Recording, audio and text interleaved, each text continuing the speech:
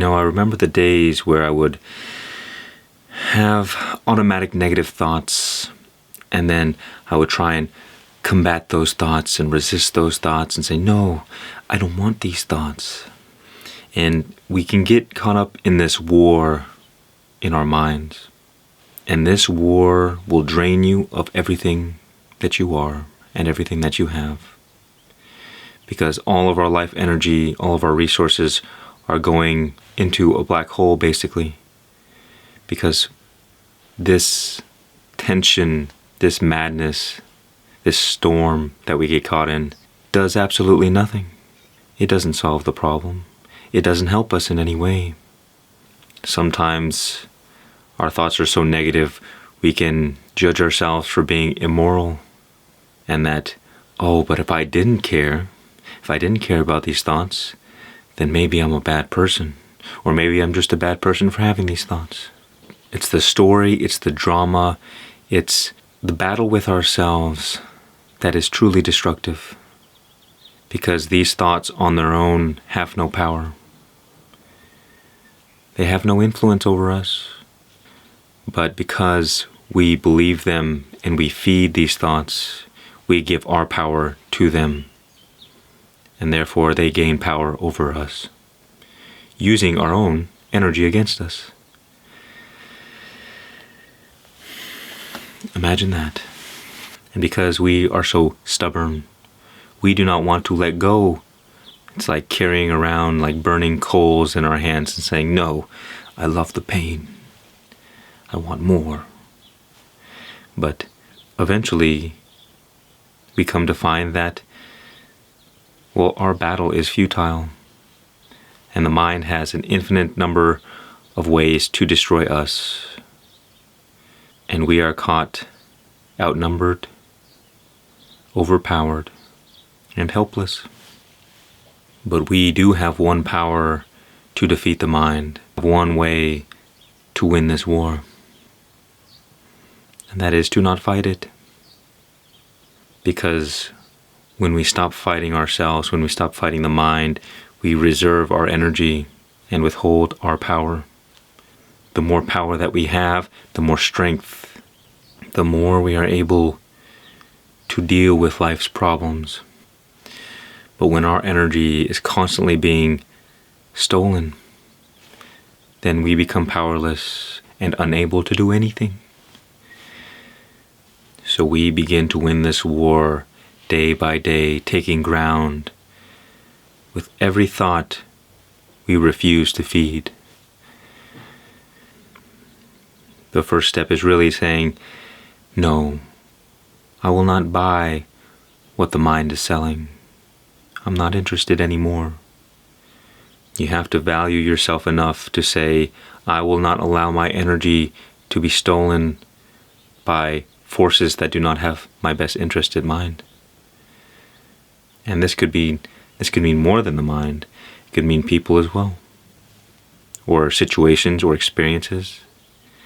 Because think about it, something as simple as getting stuck in traffic. You're stuck in traffic, there's absolutely nothing you can do about it. What are you going to do? Nothing. And yet, I see people get so caught up in whatever madness that is going on in their mind. No, I want what I want, and I want it now. And if I don't get what I want, then I'm mad. And you begin to see that there are no real adults anymore, if there ever were. And as you become more aware of the games and the tricks that the mind plays, you almost can begin laughing at it when it brings up these kind of automatic negative thoughts, or when it tries to grab your attention and steal your energy. It can almost be cute in a way. What used to torment you all the time is now like nothing but a fly. You just shoo it away. Get out of here. It doesn't mean anything anymore, but it takes time to recondition our minds and to have a better relationship with our minds. I see that a lot of people are in like a slave-master relationship where they are a slave to their minds. And that is a life of pain and suffering. that is no way to live. And so you can become free from the tyranny of the mind if only you put your foot down and say, enough. Enough of the stories, enough of the negativity. I don't want to be a part of whatever drama is going on. I want to be free. And so free from suffering you shall be. And so like any other habit, we build it day by day, and we undo the bad habit of always following our thoughts. The more we can train our mind, the more we can train ourselves to avoid feeding the mind, the less energy the mind will have, and the more we will become present more often. And through this presence, we will gain a sense of peace and clarity and joy. And we will wake up and say, yes, this is a life worth living, not as a slave, but as a free person. This is available to you and all people. But this can really only be done in solitude, in silence. This is where we practice. Because when we're out doing things in the day, and a never-ending stream of experience is falling upon us, our attention is too scattered and distracted. And the more our attention is unfocused, the less powerful our energy is. And so things around us can more easily take control over us because we are not strong enough yet. This is where the power of meditation comes in, where we can sit alone in solitude and hopefully in silence, and just allow all the thoughts and all the stories and all the dramas to arise. And then just look at it. Just watch it. Just look at this mess. And the more you look at it, the more you'll create separation from it. Because the reason that the mind causes so much havoc in our lives is because we have become one with it. We have attached our identity to it. And because of this, it has jurisdiction over us. And so it can affect us. It can create us much suffering and destroy us. But when we create separation from the mind and these stories and the drama, then all day long it can come and it can go. But we stay the same. There is a space that protects us. But we have to make this space. And so the difficulty is removing ourselves from that attachment. And sometimes that can be slow and painful. But it depends on you. How quickly and how desperately are you willing to let go of these stories in your mind? And one could say that this is a never-ending process, that we can continue to do this forever. Because our true being, our source, is an infinite wellspring of joy and peace and love, that of which the mind keeps us from. And eventually you might find that this is such an enjoyable process. You become more and more aware of the subtle levels of reality to which even any kind of random thought is like, it's like a gross attachment. Something tries to stick onto you and immediately you're just like, get away. Because you're so in touch with the joy of being, anything that takes you away from that is automatically rejected.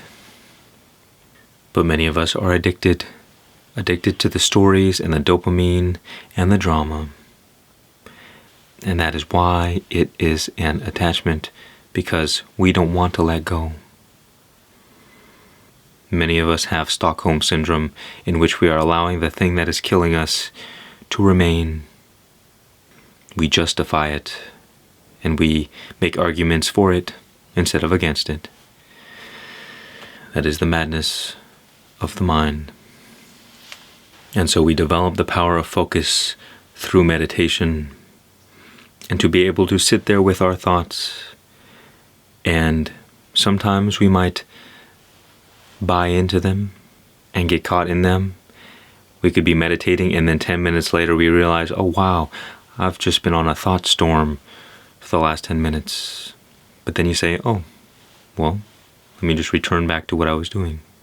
Nothing. Thoughts are not the enemy of meditation. They are the things that facilitate our meditation. They help us meditate. And so too, if you get caught in the story of, man, I'm having so many thoughts, but I can't meditate. Why can't I just do this? That itself is what the problem is. It's the reaction to what is, to the present moment. It is resistance. If there is tension, so be it. If there are a lot of thoughts, so what? If you are present and peaceful, fine. It doesn't matter what is happening, because you can always be in a state of non-resistance. But there are often so many attachments that we have to surrender before we can enter into the state. That is the work that we have to go through, unraveling our karma. But with each step that we unravel, we discover more and more of our true God essence. And this is where we find freedom.